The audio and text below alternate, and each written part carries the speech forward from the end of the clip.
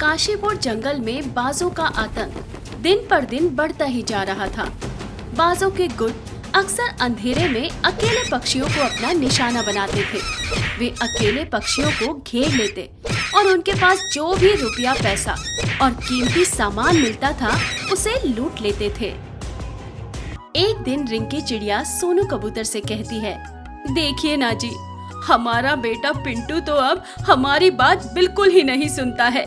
कितनी बार उससे कहा है कि जंगल में रहने वाली सुंदरी चिड़िया से ब्याह कर ले, लेकिन वो तो हट किए बैठा है कि ब्याह करेगा तो दूसरे जंगल में रहने वाली चुनमुन मैना से ही। अब उसे कौन समझाए कि हम उसके दुश्मन नहीं हैं, हम भी उसकी भलाई ही चाहते हैं। तुम परेशान मत हो, क्योंकि आज नहीं तो कल पिंटू को ये बात समझ में आ ही जाएगी कि हम उसकी भलाई के लिए ही दूसरे जंगल में उसकी शादी करने के लिए मना रहे हैं। रिंकी की बात सुनकर सोनू अपने बेटे को समझाने लगता है। पिंटू बेटा, आखिर सुंदरी चिड़िया में क्या कमी है जो तुम उससे शादी नहीं करना चाहते हो? बेटा, दूसरे जंगल तक जाने के लिए हमें बाजों के ठिकाने से गुजरना पड़ेगा। वो शातिर बाज बहुत ही निर्दयी है। एक अकेले पक्षी को तो छोड़ते नहीं है, पूरी बारात को उनके इलाके में देखकर वो लोग न जाने क्या करेंगे। अगर ऐसा है पिताजी, तो आप मेरी बात क्यों नहीं मान लेते?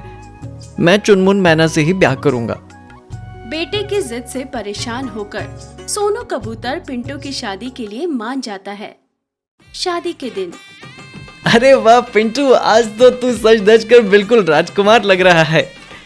हाँ, मेरा बेटा कोई किसी राजकुमार से कम है क्या? मैंने अपने बेटे के लिए पूरे 2 लाख का हार बनवाया है और अपनी बहू चुनमुन के लिए भी लाखों के जेवर और कपड़े लिए हैं। इतनी धूमधाम से अपने बेटे का ब्याह करूंगी कि सब देखते रह जाएंगे। इसके बाद सारे बाराती नाचते गाते चुनमुन के यहाँ जाने के लिए निकल पड़ते हैं। देखो लड़कों, ज्यादा हो हल्ला नहीं करते, आगे बाजों का इलाका है। अगर उन्हें भनक लग गई तो ना जाने क्या होगा। मेरा तो दिल बैठा जा रहा है। अरे सोनू भाई, आप क्यों घबराते हैं? हम कोई अकेले थोड़ी जा रहे हैं जो बाज आकर हमें यूं ही लूट लेंगे। अरे पूरे जंगल के पक्षी एक साथ बारात लेकर जा रहे हैं। इतनी आसानी से वो हमारा सामना नहीं कर पाएंगे। आप निश्चिंत रहिए और खुशी खुशी अपने बेटे की बारात लेकर चलिए, कुछ नहीं होगा। बिरजू तोता की बात सुनकर बारात में पिंटू के दोस्त और उत्साह से नाचने गाने लगते हैं, किंतु राजू कबूतर किसी अनहोनी की आशंका से घबराए रहता है। इस तरह बारात चुनमुन के घर पहुंच जाती है।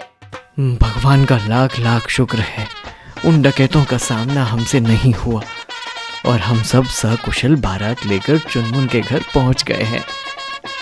अब बस जल्दी से विवाह संपन्न हो जाए और हम अपनी बहू को लेकर अपने घर पहुंच जाए। ईश्वर से बस इतनी सी कामना है। देखिए पिताजी, आप बिना ही बात के घबरा रहे थे। मुझे तो लगता है उन बाजों ने अब अपना ठिकाना बदल लिया है। कितने समय से उन्होंने कोई वारदात को अंजाम भी नहीं दिया है।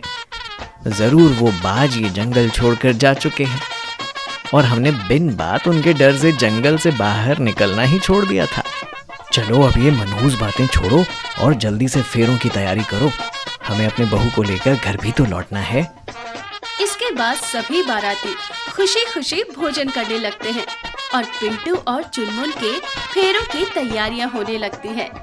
कुछ देर बाद जब पिंटू और चुनमुन के फेरे पड़ रहे थे, तभी अचानक से शादी में अफरा तफरी मच जाती है। अरे ये सब क्या हो रहा है? अचानक से ये भगदड़ कैसे मच गई? और कोई मुझे बताओ, ये हो क्या रहा है? अरे भाई साहब, शादी में डकैतों ने हमला कर दिया है। हे भगवान, ये क्या हो गया? डकैत मेरे बेटे की शादी में कैसे घुस गए? अब क्या होगा? डकैतों के आने की बात सुनकर सोनू और रिंकी अनहोनी के डर से रोने लगते हैं। अरे ये सब क्या हो गया? इन्हें जितना भी रुपया पैसा लेना है सब ले जाए, बस मेरे बेटे और बहू को छोड़ दे। अगर इन्हें कुछ हो गया तो मैं जी नहीं पाऊंगी। शुभ शुभ बोलो माँ, ऐसा क्यों सोचती हो? हम लोग कुछ ना कुछ तरकीब निकालते हैं।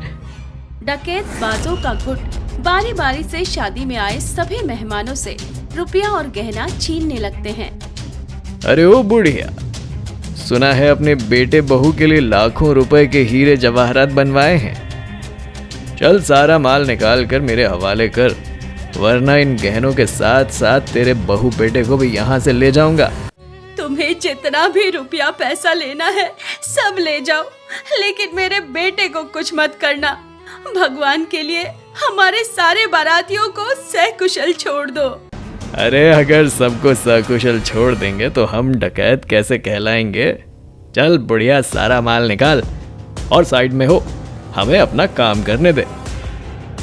डकैत सारा माल इकट्ठा करके लौट रहे होते हैं, तभी वहाँ पुलिस आ जाती है। पुलिस को देखकर डकैत बाज घबरा जाते हैं। तभी बिरजू तोता मौका पाकर वहाँ से भागने लगता है। अरे बिरजू, तुम कहाँ भाग रहे हो? असली कमाल तो तुम्हारा ही है।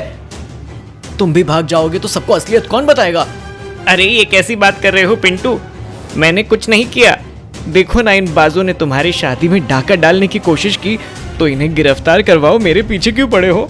तुम खुद बताते हो या मैं तुम्हारी असलियत बताऊं? इसके बाद बिरजू तोता रोते हुए पूरी कहानी सुनाने लगता है। मैं ही इन डकैत बाजों का खबरी हूँ। मैंने ही इन्हें समय से पहले आकर खबर दी थी कि जंगल के रास्ते से आज कोई पक्षी गुजरने वाला है। मैं ही इन्हें समय से पहले आकर खबर देता था कि जंगल के रास्ते आज कोई पक्षी गुजरने वाला है, और फिर ये आकर उन्हें लूट लेते थे। आज जब मुझे पता चला कि पिंटू की बारात उसी रास्ते से जाने वाली है और पिंटू की शादी के लिए हीरे जवाहरात बनवाए गए हैं, तो मैंने जाकर डकैतों को खबर कर दी। लेकिन पुलिस के आने से हमारा सारा प्लान उल्टा पड़ गया। अब समझ में आया माँ कि मैं चुनमुन से शादी करने के लिए क्यों जिद कर रहा था। मैं जंगल पुलिस में अंडरकवर एजेंट हूँ।